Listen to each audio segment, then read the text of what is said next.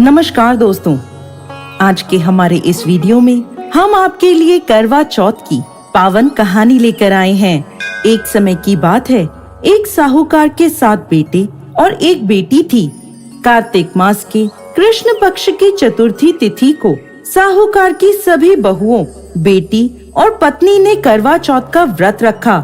जब साहूकार के बेटे भोजन करने बैठे तो अपनी बहन से खाना खाने को कहने लगे। तब वह बोली, भाई अभी चांद नहीं निकला, मैं चांद की प्रतीक्षा करूंगी। चांद को अर्घ देकर ही भोजन कर सकती हूँ। साहूकार के बेटे अपनी बहन से बहुत प्रेम करते थे। वो बहन को भूख से व्याकुल नहीं देख पाए।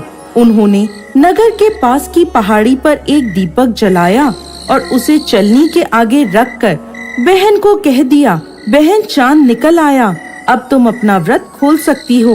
साहूकार की बेटी अपनी भाभियों से कहने लगी, भाभी चांद निकल आया, चलो अर्घ देकर भोजन कर लेते हैं। सभी भाभियां बोली, नहीं बाई जी, ये तो आपका चांद निकला है, हमारा चांद निकलने में अभी समय है। भूख से व्याकुल वो चांद को अर्घ देकर भोजन करने बैठ गई। जैसे ही पहला निवाला खाने लगी तो उसे छींक आ गई। दूसरा निवाला खाने लगी तो उसमें बाल आ गया और जैसे ही तीसरा निवाला तोड़ा तभी ससुराल से बुलावा आ गया। पति बीमार है, जैसी भी हालत में है तुरंत ससुराल पहुँचे। उसकी माँ उसे विदा करने के लिए बक्से में से कपड़े निकालने लगी।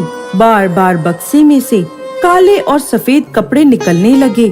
तब माँ घबरा गई और बेटी से बोली, बेटा रास्ते में जो भी छोटा बड़ा मिले उसके पैर छूती जाना, और जो कोई भी बूढ़ सुहागन होने का आशीर्वाद दे तो वहीं अपने पल्ले में गांठ बांध लेना।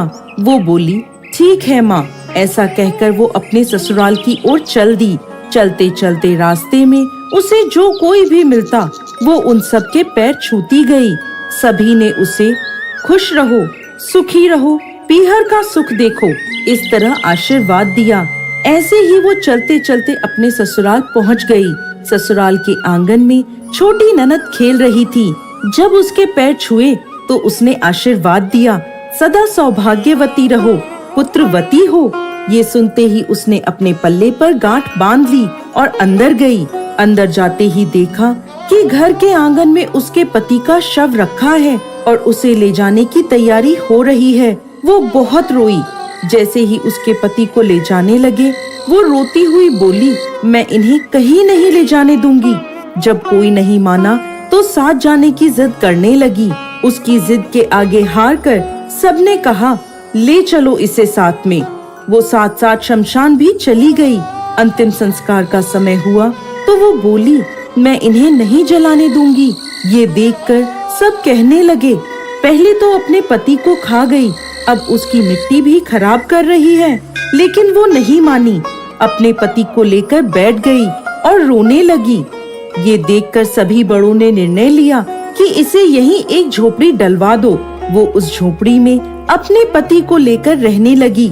पति की साफ सफाई करती, उसके पास बैठी रहती। दिन में 2 बार उसकी छोटी ननद खाना देने आती थी। वो हर चौथ का व्रत करती, चांद को अर्घ देती और चौथ माता की कहानी सुनती। जब चौथ माता प्रकट होती और कहती, करवो ले भाइयों की प्यारी करवो ले, घड़ी बुखारी करवो ले, तब वो उन चौथ माता से अपने पति के प्राण मांगती। लेकिन वो उसे कहती, हमसे बड़ी चौथ माता आएगी तब उनसे अपने पति के प्राण मांगना। एक एक करके सभी चौथें आई। सभी यह कहकर चली गईं। अब अश्विन की चौथ माता बोली, तुझसे कार्तिक की बड़ी चौथ माता नाराज हैं। वही तेरा सुहाग तुझे लौटाएंगी, तू उनके पैर मत छोड़ना और सुहाग का 16 श्रृंगार का सामान तैयार कर लेना। जब कार्तिक की बड़ी चौथ करवा चौथ आई तो उसने अपनी छोटी ननद से 16 श्रृंगार का सामान मंगवाया।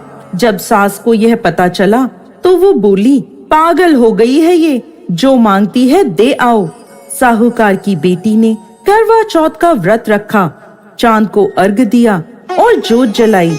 जब चौथ माता प्रकट हुई तो बोली, करवो ले भाइयों की प्यारी करवोले, दिन में चांद उगाने वाली करवोले, घड़ी बुखारी करवोले। उसने उनके पैर पकड़ लिए और बोली, माता मुझे मेरा सुहाग वापस करो। तब चौथ माता बोली, तू तो बड़ी भूखी है, 7 भाइयों की प्यारी बहन है, सुहाग का तेरे लिए क्या काम।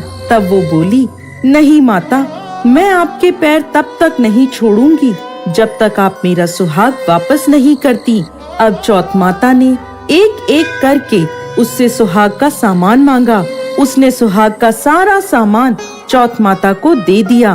तब चौथ माता ने अपनी आँख से काजल निकाला, नाखूनों से मेहंदी निकाली, मांग से सिंदूर निकाला और उसे करवे में घोलकर छोटी उंगली का छींटा दिया, जिससे उसका पति जीवित हो गया। चौथ माता जाते जाते उसकी झोपड़ी पर लात मार गई, जिससे उसकी झोपड़ी महल बन गई। उसका पति जीवित हो गया। जब छोटी ननद खाना लेकर आई तो देखा भाभी की झोपड़ी की जगह महल खड़ा है। वो दौड़ी दौड़ी छोटी ननद के पास गई और बोली, बाईसा, आपका भाई वापस आ गया।